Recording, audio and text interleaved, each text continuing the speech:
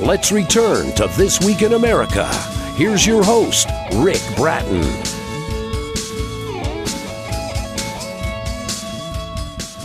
Welcome back, everybody, coast to coast, This Week in America.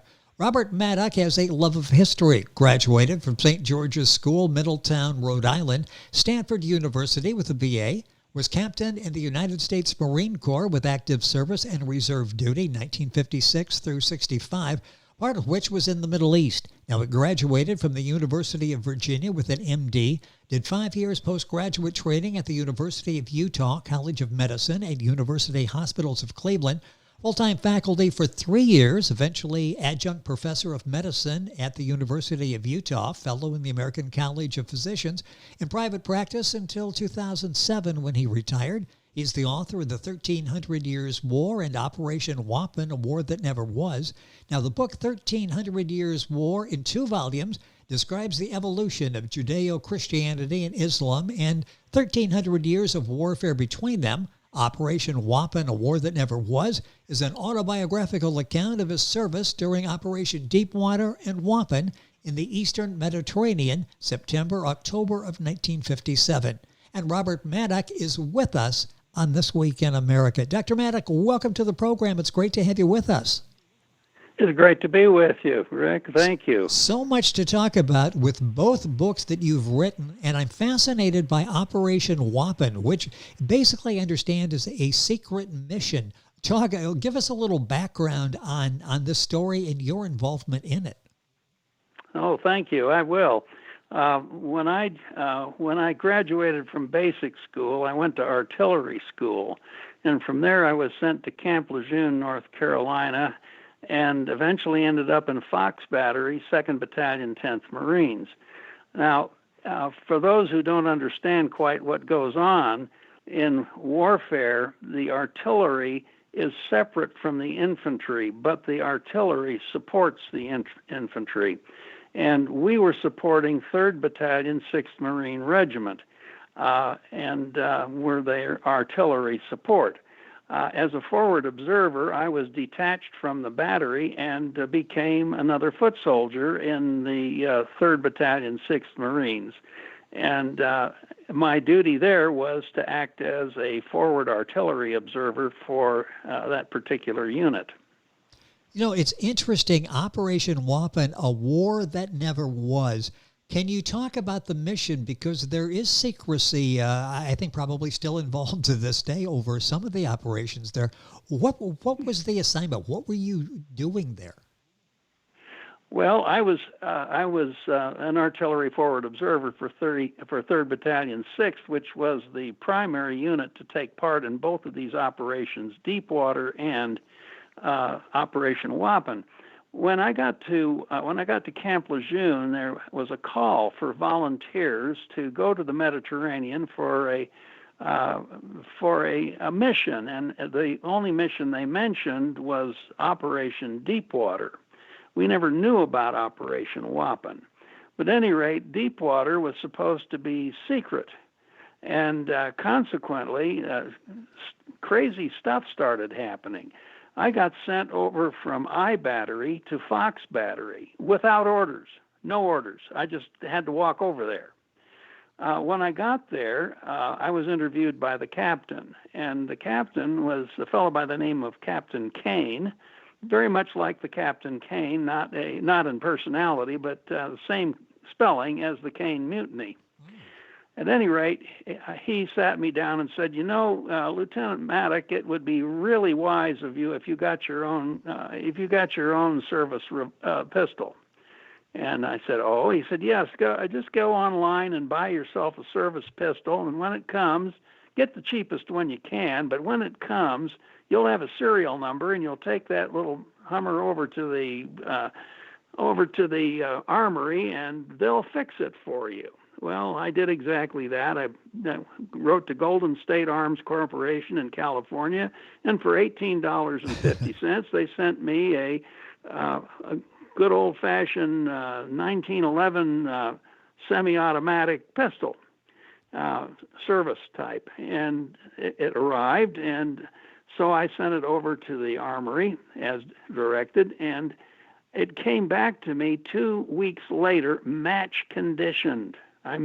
They took everything but the receiver and the serial number and replaced it.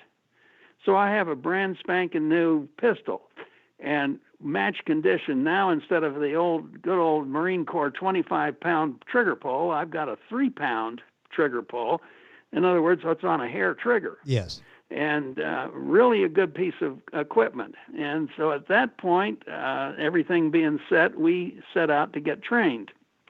And we went to Little Creek, Virginia, and trained for beach landings there and landing vehicle tracked, LVTs. And then we went down to Cherry Point, North Carolina area, got aboard an aircraft carrier, and got landed by helicopter in and around Cherry Point. After a week of this, we went back to Camp Lejeune, and we saddled up and went to Moorhead City, boarded ships, and sailed for the Mediterranean. And that's kind of what happened beforehand. You have any questions about any of this? Well, it's interesting, and time is going to go by so quickly, and I also want to talk about the other book, The 1300 Years' War, because that's fascinating as well. You're on this mission. It's called off 5 hours before a planned beach landing on the Syrian coast, called off by President Eisenhower. So there's this element of mystery there. It's a great story, and you'll find it in the book Operation WAPPEN, A War That Never Was. Robert Maddock, our guest on the program, Maddock. The book's available at Amazon, all the usual places. And this is really, as I mentioned, yes, sir. You'll see an atomic blast on the front cover of this book. And it has a meaning. Our only weapons at the time were nuclear. It was very interesting during that pre-invasion briefing. We had just finished Operation Deepwater and had blank ammunition, and there was a call for questions by Colonel Schaffner, who was the commanding officer of the 6th Marine Regiment. And he said, did anybody here have any questions? And here I am, a second lieutenant, the most junior officer in the room. Everybody else are colonels and majors and people like that. And I'm a second lieutenant, and I'm the only one with a question. And he looks at me and he says, "What do you want to know, Lieutenant?" And I said, "Sir, we've just finished up with Operation Deepwater, and our only ammunition are blanks, and we're scheduled for a beach landing. Well, the troops are down in the hold sharpening their bayonets and talking to each other, and they're saying, we sure hope the knives will scare them because the blanks sure won't. Sir, what are we going to shoot at them?" And he looked at me, was really uncomfortable, and at that point he gave me my mission, but didn't answer the question. And basically I was supposed to fly over on the seaplane from the USS Albany, and we were supposed to spot the center of the Syrian army and radio back its map coordinates and then get the you-know-what out of there. And I said, "Yes, sir, but sir, what are we going to shoot at them?" And at this point, everybody in the room's ears were pricked up. Oh, yes. And the colonel looked very uncomfortable. And finally he shuffled and said, "We've got 50 nukes in the hold." And about everybody fainted. And that was it. Well, the USS Albany has rifles that can shoot those nukes, and we had some 8-inch self-propelled rifles that were also capable of firing nukes. And my 2 8-inch self-propels were all by their little lonesome on the tank deck of the USS Fort Snelling, which was an LSD. And I'd wondered why they had been put there, but it was obvious that they were capable also of firing nuclear shells. So that was that, and it was fortunate that the invasion was called off at the last minute. I don't know exactly when, but it was during the middle of the night. And when I wakened, I had not been wakened to go back to the Albany to get on that seaplane, and I could feel the ship was moving. So I got up, and it was 7 o'clock in the morning. No one had wakened me, and I had an appointment with that seaplane at 0500 hours. So I popped the hatch door open and looked out, and we were headed west at almost flank speed. In fact, we got all the way from the Syrian coast to Palermo, Italy, in a matter of 30 hours. And that's a distance of nearly 1,000 miles. Yes. So we were moving. And that was the last we ever heard of it. And it wasn't until about 7 years ago, that I ran into my old correspondence jacket from the Marine Corps, and that's where you keep your orders and things like that. And I popped it open, and there was sitting the itinerary of our Mediterranean cruise. And at that point, I said to myself, well, I wonder what I was doing out there. And so I went to my computer and Googled Syria 1957, and up pops Operation WAPPEN. And I look at its itinerary, and it's mine. And I thought, wow, what's this? So 6 years ago, I started researching. And I even got as far as Abilene, Kansas, in the Eisenhower Library to do some research on this. So all of what you're going to read in Operation WAPPEN has been researched in the last 6 years. What happened was that the reason it was on, you can do it yourself, but the reason it was online was that its cover was blown in Great Britain. See, this was a joint CIA MI6 secret operation. Well, what had happened was the MI6 part of it, Duncan Sandys, died in 1987. And when he died, he left to his heirs a bunch of secret papers, whom his heirs took these papers down to the London newspapers, and they published them. And guess what? Operation WAPPEN was described in those papers. So this little story has its basis in fact from everything that was in those papers, plus what I was able to get from other sources. And I think you'll find it's a very interesting tale. It's a fascinating story of a slice of history that, unlike a lot of books, we have some vague remembrance of actually following it or reading it in history. This is totally different. The book is Operation WAPPEN, A War That Never Was. Robert Maddock is the author and our guest. You'll find the book at Amazon, Barnes & Noble, the usual places. You can go to our website and get more information. I want to spend a few minutes talking about the other book, which is equally fascinating, the 1300 Years War, 100 Years War, don't make it longer than what it was, 1300 Years War, the evolution of Judeo Christianity and Islam and their associated warfare. 2 volumes, Volume 1, Volume 2, by Robert Maddock, our guest on the program.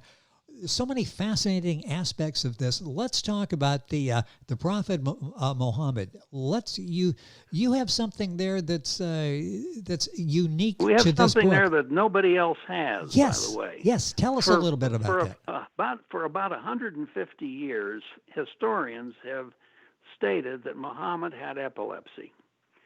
And the reason they could state that was because of the hadiths. Now, the hadiths is the second most sacred book that Islam has. Of course, the most sacred book is the Quran. And the second book, which is more historical in nature, are the hadiths. Well, the hadiths describe Muhammad's illness pretty well. Well enough, in fact, that I was able to read this and put together what we call in medicine or in medical schools a CPC. That's a clinical pathological conference in which you get up and present a case, and then you determine from the case presentation only what the person had. And if it's in a CPC in medical school, then the pathologist gets up and tells you what he really had. Well, we couldn't do that because we didn't have a pathological examination of the prophet. And so I prepared what is essentially a CPC for the Prophet Muhammad, and came to the conclusion that he had a benign brain tumor, a meningioma probably, that caused his left temporal lobe seizures, which, by the way, come with both auditory and visual hallucinations. And his death actually was typical of a person who was having increased intracranial, that's inside the brain, pressure being exerted on his spinal column. And that the last parts of his life are describe him as having terrible headaches, to the point that they had to pour cold water on him in order to give him any degree of comfort. I'm not sure how that worked, but the Prophet Muhammad was apparently suffering terribly for the last 2 weeks of his life, and then he finally died with this. And it was tragic, of course, at the time, because they didn't know how to treat brain tumors very well at all then, and so it was inevitable, I would guess. At any rate, you'll find that written in Volume 1 of the 1300 Years' War. There's some other things in Volume 2, for example, Captain John Smith of Jamestown fame. Nobody's ever worked out how he became captain. Well, it was a battlefield commission. You can win a lot of bets on that one. Ask your friends, why was Captain John Smith a captain? And most of them won't know. But it is a battlefield commission. And it was given to him because he helped break the siege of a town. He also got knighted, by the way, which was later validated by the British Royal Garter, which is the outfit that confirms all knighthoods. At any rate, he got that because he fought individual combat against 3 Turks. And by the way, these are combats to the death. And he won all 3 of them. And if you look at his coat of arms, you will find 3 Turk heads on his coat of arms, memorializing this. At any rate, that's Captain John Smith, and you can win a lot of bets if you read that chapter and then start asking some of your friends who are PhDs in history. They won't know a lot of this stuff. That's fascinating. At any rate, that's the story on him. One that so many, the book is The 1300 Years' War, The Evolution of Judeo Christianity and Islam and Their Associated Warfare. 2 volumes by Robert Maddock, and the other book is Operation WAPPEN. We could have used several hours at least to talk about all of this, but you can tell I mentioned that Robert loves history, and he's a great storyteller and makes history come alive. That's why these books are so popular, so well reviewed, doing so well. Very professionally illustrated, and I understand you were able to, I'm going to say maybe coerce one of the great illustrators to work with you on both of these books. Tell us about the illustrator on these 2 books. Well, maybe the illustrator would like to walk in here. Raija, are you still upstairs? You better walk in here. Your public is calling. The illustrator is a family member. Tell us, your wife is extremely talented. Yes, she is. She's a nurse practitioner, among other things. She was born in Finland in 1941. She has more combat time than I do because she actually went through the entire continuation war from 1941 to 1945. And her hometown was on the Mannerheim line, so it was right in the midst of combat. And she even has a bomb crater in her backyard to prove it. Go ahead, honey. That's amazing. And it's nice to have you here. This really has to be nice to be the illustrator on your husband's book, because you know exactly what it is he wants to illustrate, doesn't it? How did that work out, collaborating on these books? Well, it worked out really well. I did my work, what she asked, by myself, no intrusions or, anyway, it was kind of fun to do it. Basically, what happened is my husband said, we need some pictures, but, if you have to go all around the United States, get permits, this and that, then he said, why don't you do it? Probably in that tone of voice too. I believe that's probably the tone of voice that was used. Well, it really adds so much to the project, and I understand now that he's not online. You can be honest. I understand he pays very well too. Well, that was greeted. Like that laugh. That was greeted. That was greeted with laughter. Yes, the payment is not money. We have a wonderful marriage. That's the base. That's the pay. That yes, for a number of years, and I understand. By the way, we've been married for what is it now? Nearly 45 years. That's amazing. 43. 43 Something years. like that. 43 At any rate, years. She's an angel. Let's just put it that way. Well, and very talented. And you've been very, very good to me. So we have a good, very wonderful relationship. Now, you're a nurse. Are you still a practicing nurse? No. I'm 80. Well, and I thought it's time to quit. And there's a time when you've I earned loved that. it. Yes. And there's a time when you realize, okay, let's enjoy life now. And it sounds like both of you are doing this. And we're out of time, but it's been so much fun having both of you on the program. Robert Maddock is the author of the two books we talked about, The 1300 Years War, The Evolution of Judeo Christianity. Raija Pönkänen. I'm glad you said that, so I didn't have to struggle through that. So say it one more time because you do it so well. Raija Pönkänen. Now I'll let her say it. Raija Pönkänen. Oh, much better. And now I'm not going to do that. You've both done it so well. I'm not going to do that. Don't even try. No, the emphasis is in the right place. Words have accent on the first syllable.